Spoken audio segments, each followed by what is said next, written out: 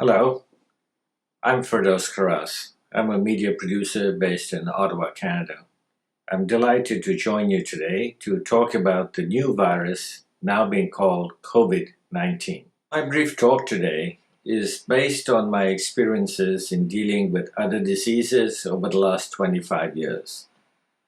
I've worked on HIV/AIDS, on malaria, on obesity in children, on migraines, on polio, on Zika, and many other diseases. The first message I want to give is that history has shown us, going all the way back to the HIV/AIDS crisis, which began some 20 years ago, through more recent examples of the Ebola crisis in West Africa a few years ago, and perhaps to the current Ebola crisis in the Congo, is that we don't pay enough attention to prevention. We are quite good at isolating people. We are quite good at dealing with the symptoms of people, such as fever and colds. We're quite good at putting people into hospital and then giving them the drugs that stop them from dying of a particular disease. We are not, however, very good and experienced at preventing people from getting the disease in the first place. And I think that that is happening once again in this COVID-19 crisis. Once again, we are isolating people. We are checking their temperatures and checking them for other symptoms. We are trying to deal with those that have been infected very efficiently by putting them into hospitals, into isolation units, and giving them the drugs that are necessary. All of that needs to happen, but it needs to happen with a complementary program that is at least as important, if not more important, in stopping people from getting the virus in the first place. And my experience over the last 25 years is that we always seem to come to that conclusion late. The question for me is not whether we would stop the virus without taking preventative measures. We probably will. The question is, can we stop the spread of the virus faster by placing an emphasis on prevention? I think we can. I think we can save some people if we place a huge emphasis on prevention rather than simply dealing with people when they are sick, even though, of course, we need to do that. So my suggestion throughout the world is for us to pay great attention to prevention, not just where the virus is currently spreading, in particular in China, but in fact in many other places around the world where the virus could spread and become an even greater crisis than it already is. So how do we go about doing this?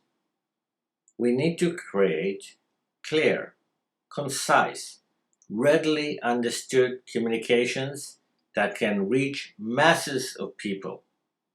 First, we need to explain what the virus is. Second, we need to explain what the symptoms are that a person might have. Third, we need to explain how the virus is transmitted.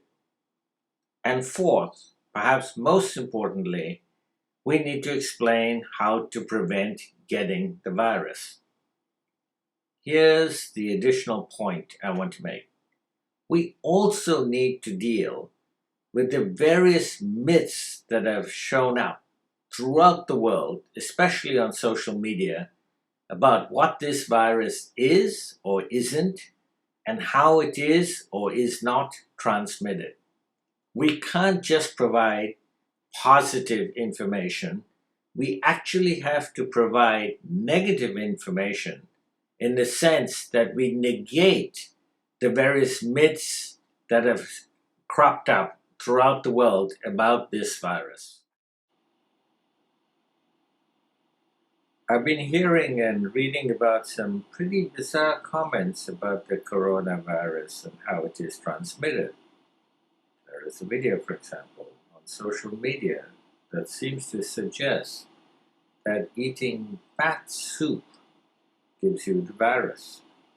There's another one that says that if you have a flu shot, you can't get the coronavirus. And there's a third one that basically says, don't go to Chinese restaurants because your local Chinese restaurant might give you the virus. All of these are total nonsense. And the reason that they're spreading so fast across the internet is because there is an absence of accurate information that people can watch. Let me give you an example of what I'm talking about. Some years ago, I created a program on malaria prevention called Buzz and Bite. The Buzz and Bite program consists of 30 animated shorts that currently exist in 39 different languages. They have been used in over half the countries that have malaria. About 106 countries around the world experience malaria.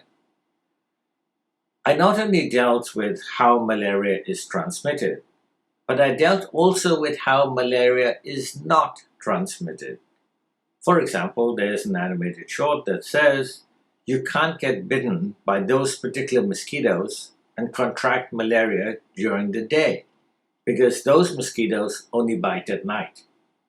There's another spot that says you can't get malaria through the weather. Obviously, in many countries, there are more mosquitoes during the rainy season and therefore more malaria during the rainy season than during the dry season. So people came to the conclusion, in some cases, that malaria is caused by the weather. Those are the kinds of myths we now have to deal with this virus.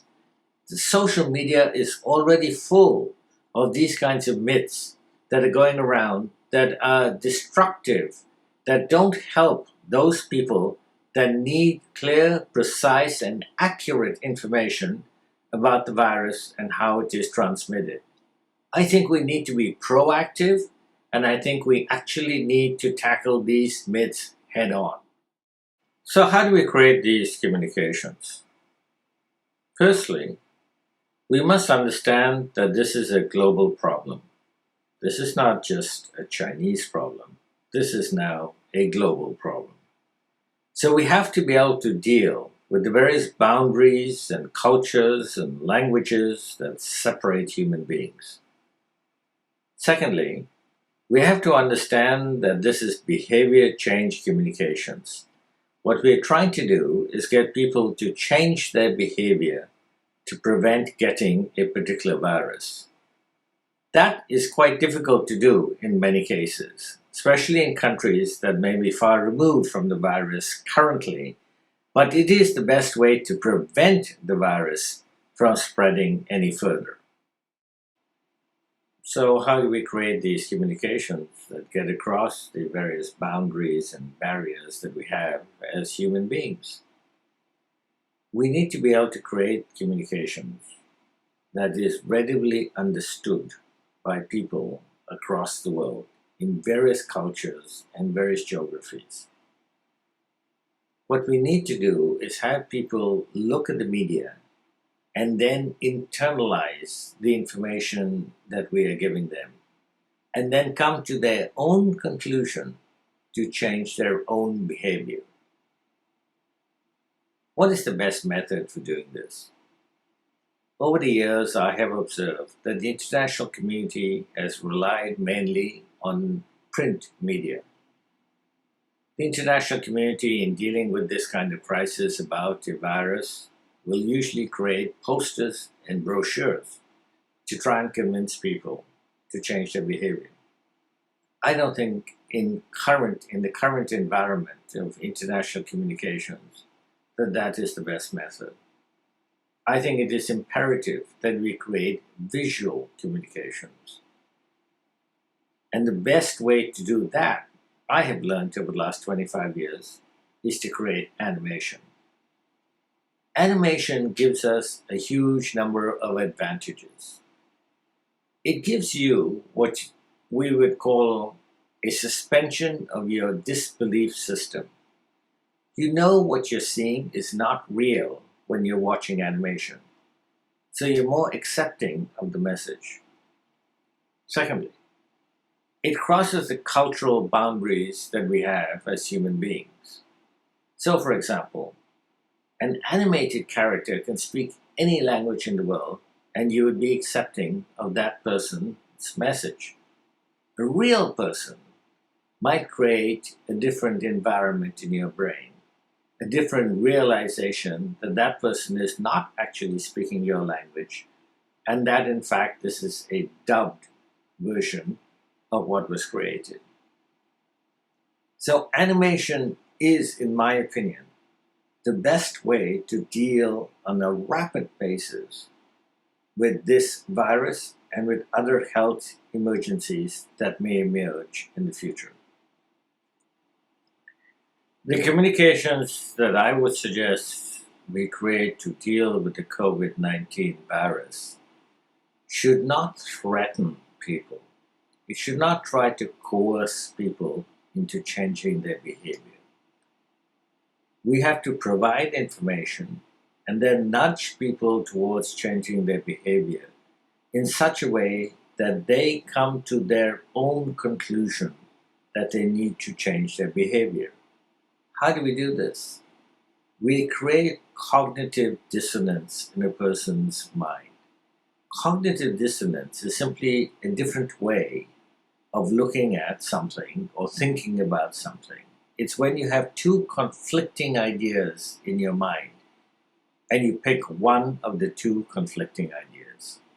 So, what we need to do is talk about this virus in such a way that it creates cognitive dissonance in the viewer's mind, and the viewer therefore comes to their own conclusion to pick the right approach, the right way to change their behavior, and therefore not get infected by the virus. I hope that the international community and governments around the world don't wait for this to become a bigger crisis than it already is. I hope that we are proactive, that we create the communications right away, and that we get it out across the world. We can't wait. We can't just deal with people who are sick. We need to stop people from getting the virus in the first place. Thank you for taking the time to watch me today.